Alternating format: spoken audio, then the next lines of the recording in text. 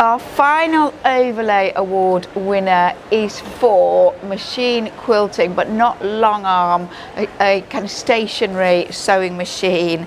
And I have to say that we are delighted to say that this is another one of our students, Simone, I'm going to mash your surname, but it's Steuxner, and she is Swedish.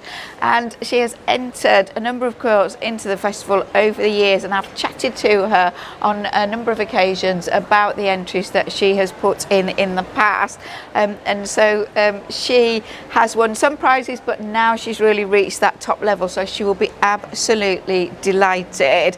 And I'm pretty sure she works on a Bernina sewing machine, and I am going to say this again, piping and binding in our technique with our prairie points, which we saw in one of the other quilts as well. And the most beautiful piece of work. And I will confess, I was actually judging this category, this overlay award, and of course I didn't know whose quilt this was until we had decided as a group, the judges, what the winner was going to be. And so when I saw that it was Simone's work, I was really thrilled to bits for her, because this means such a lot to her. So she's used beautiful fabrics to create this lovely star shape in the centre, this medallion designed quilt.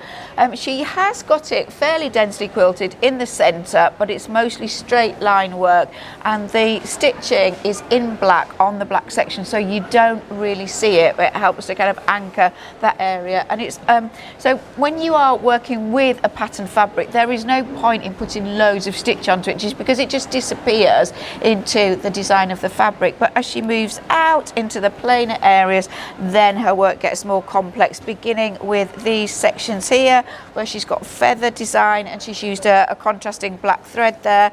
And then as she moves into the grey area, she's got a lot of outlining in my favourite 7 stitch, which goes forward and backwards 7 times, so that is creating really strong definition in these areas.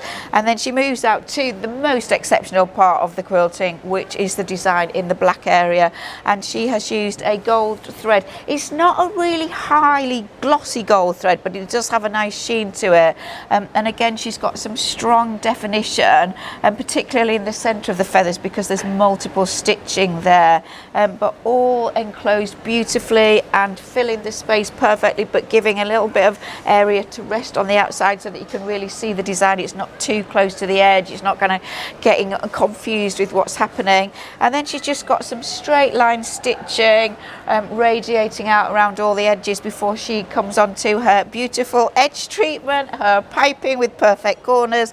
And then she's got a machine embroidery stitch in this very wide kind of binding area here, which is about 1 inch wide, and then the prairie points with the trim, and she's got a range of the fabrics that she's used in the centre of the quilt.